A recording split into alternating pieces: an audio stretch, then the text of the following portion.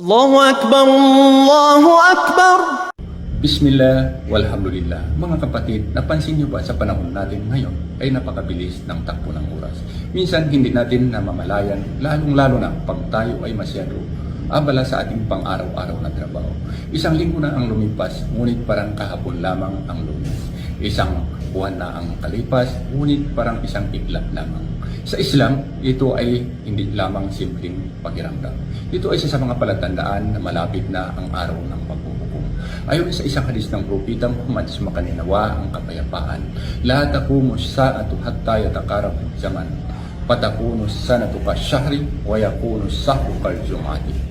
Isa sa mga palatandaan ng huling araw ay ang pagbilis ng oras.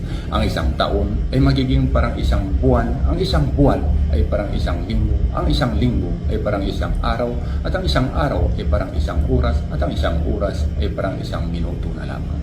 Sa paalala ng hadis na ito, napagtanto natin ang kahalagaan ng bawat sandaling pinagkaloob sa atin ng Panginoon.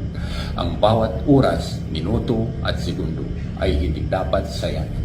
Sa pag-ikli ng panahon, pinapaalalahanan tayo na ang ating paglalakbay sa mundong ito ay hindi habang buhay.